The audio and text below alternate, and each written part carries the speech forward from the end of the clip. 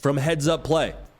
They say, what record would be considered a win for Auburn in year 2 under Hugh Freeze? Now, the good news for the folks in Auburn, Alabama, Hugh Freeze made it very clear that 6 wins is not a win, quote unquote, for Auburn. That is not okay. That's not acceptable for them. By nature of him saying, I'm the new play caller, by nature of a new defensive coordinator, they've already attacked the portal, added 9 new players. Also good news, 6 wins last year. That was an improvement. Had 5 wins the year before. Or I might be off on that. 4 wins the year before. I can double check myself. The bottom line is Auburn is continuing to trend upward under Hugh Freeze. Not just the talent acquisition side of things, but by nature of how they're continuing to challenge everything, whether it be the staff, whether it be the way that they do things internally. They're continuing to adjust, continuing to become better and better with their processes there. Yes, okay, so 5 wins in 2022. All right, back to what I was saying. Schedule is crucial. Got to look at the schedule whenever you try and address what success looks like going forward, because context is everything. But what I think a win would be for Auburn in 2023 or in 2024 is very much so dictated by the schedule. Here's the toughest games. You got Oklahoma at home. You're at Georgia, at Missouri, at Alabama. I'm not saying those are losses. I'm saying those are the toughest games. Now, the swing games to me, at Kentucky, and you got Texas A&M. Kentucky, always feisty with Mark Stoops and company. You got to go to Lexington. I think Brock Vandagriff is going to be a stud, quite honestly, for them. So that's a swing game. Could win it, but it'll be a big factor in what your final record is, obviously. Then Texas A&M, the Mike Elko structure paired with how talented that roster is at A&M, that'll be curious to see. I think Connor Wegman, too, for A&M, coming back as the quarterback for them, I think he could be special. So that'll be an interesting game to watch.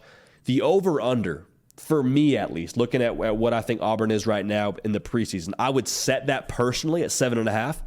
I think 8 is a success for Auburn. 8 wins, that is, 8-4. I think anything past 9 puts you ahead of schedule if you're Hugh Freeze and company. Now, the key factors to success for Auburn, I think you have to look at what are your governors, right? Like what's going to keep you from ultimately accomplishing 9 or more wins. Or heck, let's put it at the over-under, having 8 wins. I think Hugh Freeze and what they do offensively, he wants to be versatile. And you have to figure out what you have at the quarterback position. Is Payton Thorne a governor for your offense? Meaning, does he keep you from accomplishing what your potential is? Because in 4 separate games last year, Payton Thorne threw for under 100 yards. That's not dynamic. It's not versatile. I think Auburn wants to be multiple under Hugh Freeze. I think they want to have the RPO game where they can run the ball and they force you to commit numbers. And then once you do, they have a quarterback that can deliver the mail for you and make you pay. Auburn right now, based on what Payton Thorne has shown to this point in the year, or in his career at Auburn, they do not have that. Now, that's not to say they couldn't have that. I think Payton Thorne having a full spring under his belt will give you a really solid idea as to what you have in-house. And so what Auburn does post-spring via the transfer portal, if they go after a quarterback, I think that tells us everything we need to know about how they feel with Payton Thorne in-house. So he didn't have spring practice last season.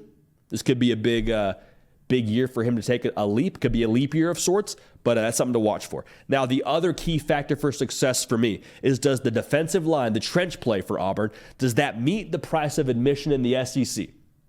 Because last year they allowed 4.5 yards a carry. That is nowhere near good enough to win 9 games in the SEC. And to be honest, like the teams that win the SEC, they had the big boys up front.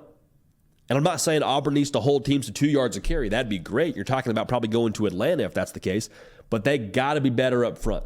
They've already made some moves via the portal to get better up front, but like that has to be improved for them to win 8 games next year. So those 2 factors, quarterback play, making the offense multiple, how Hugh Freeze wants to be multiple, and what they have up front on the defensive side, that's going to be a very, very big factor. So here's the thing. If you win 8, I think that is the substantial improvement you need to look to year 3 as like your big pop year to, hey, let's try and win the SEC. Let's make the college football playoff. Let's make some real noise in year 3. Also at that point, you have a 2024 class who right now is top 10 in the country, has a full year under their belt. Probably some of those guys got some playing experience, cycle up. Who knows what you do through the portal at that point in time. Like that could be the year you really make some noise. I think Texas is a great blueprint for Auburn to follow here going forward. I understand different situations, different factors, but I think for Auburn, year one, like it was for Texas, it's about fixing the roster. They've made moves to do that. They'll continue to make moves to do that. I think that's a work in progress. Year two, it's all about learning how to win.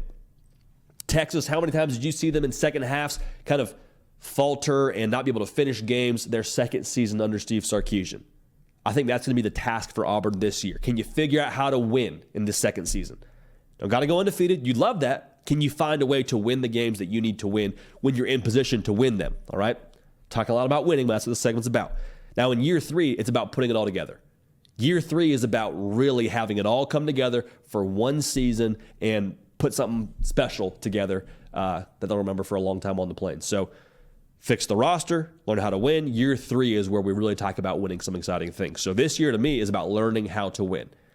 And a record that would indicate that, right around 8-4. That would be a win to me to answer this question. So great question from Heads Up Play. Again, get at me on Twitter and let me know your questions. We'll answer them on this show.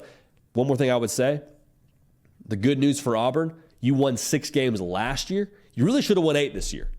And woulda, shoulda, coulda is a funny place to be, but like should have beat New Mexico State. There was no world where they should be beating you. And then the game against Alabama, you had them 4th and 31. Auburn fans, you know this, but like if that falls incomplete, that's 7 wins right there. Add New Mexico State, that's 8 wins. Like I don't think that's too much to ask for. So we'll keep an eye on this. Keep an eye on Auburn and how they attack the portal, but that's one that I've circled here as a team that can really make a big leap in 2024. Hey y'all, thanks so much for watching. Subscribe to the channel here to make sure you don't miss an episode of The Hard Count. Also be sure to check out other videos on the On3 YouTube channel.